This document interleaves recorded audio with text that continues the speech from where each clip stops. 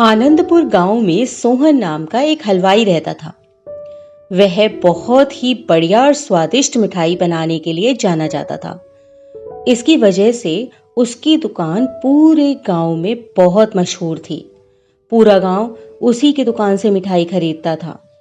वह और उसकी पत्नी मिलकर शुद्ध देसी घी की मिठाइयां बनाते थे।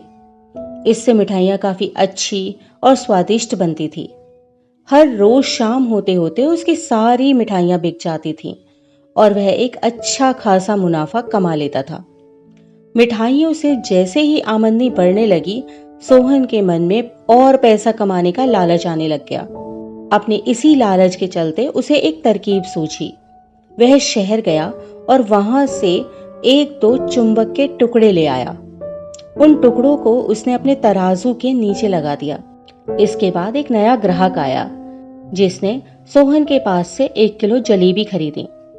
इस बार तराजू में चुंबक लगाने की वजह से सोहन को अधिक मुनाफा हुआ।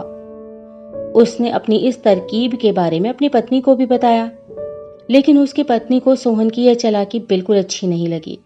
उसने सोहन को बहुत समझाया कि उसे अपने ग्राहकों के साथ इस तरह की धोखाधड़ी नहीं करनी चाहिए, लेकिन सोहन ने अपनी पत्नी की एक ना सुनी और वो हर रोज तराजू के नीचे चुंबक लगाकर अपने ग्राहकों को कम सामान देने लगा और धोखा देकर अधिक मुनाफा कमाने लगा।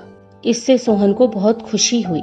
एक दिन सोहन की दुकान पर रवि नाम का एक नया लड़का आया। उसने सोहन से 2 किलो जलेबी खरीदी।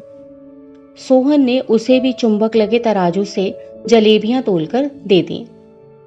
रवि ने जैसे ही जलेबी उठाई तो उसे लगा कि जलेबी का वजन 2 किलो से कुछ कम है। उसने अपना शक दूर करने के लिए सोहन से दोबारा से जलेबियों को तोलने के लिए कहा। रवि की बात सुनकर सोहन चिढ़ गया। उसने कहा, मेरे पास इतना फालतू समय नहीं है कि बार बार तुम्हारी जलेबियों को तोलता रहूं। इतना कहकर उसने रवि को वहां से जाने के लिए कह दिया। सोहन मिठाई वाले की बात सुनने के बाद रवि जलेबी लेकर वहां से चला गया।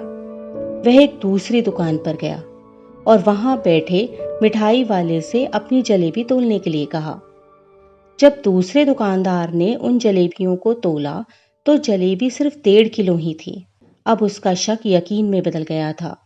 उसे पता चल गया था कि सोहन मिठाई वाले के तराजू में कुछ गड़बड़ है।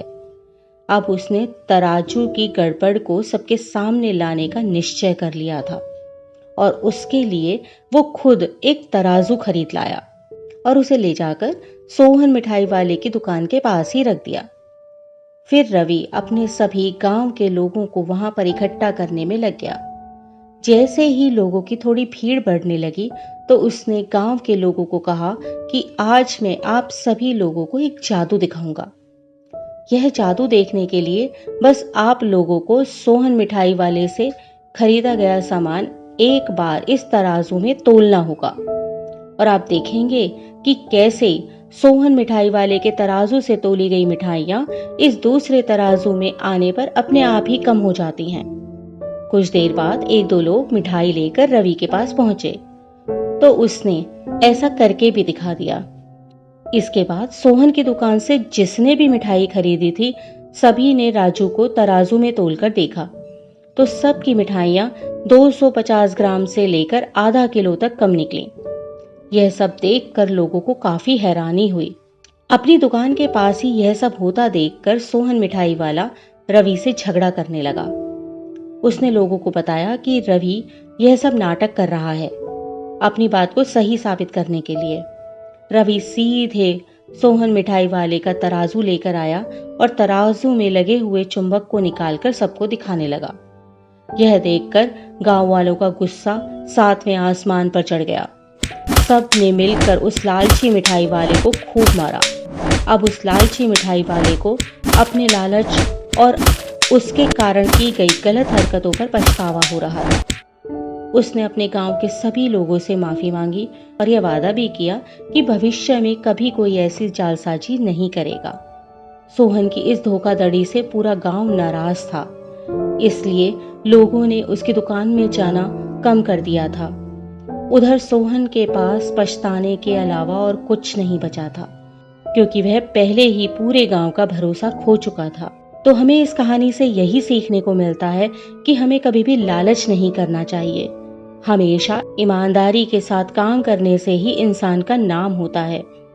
लालच के चलते भले ही कुछ समय के लिए हमें ज्यादा फायदा हो जाए, लेकिन उससे इज्जत और आत्मसम्मान दोनों ही कम हो जाते हैं।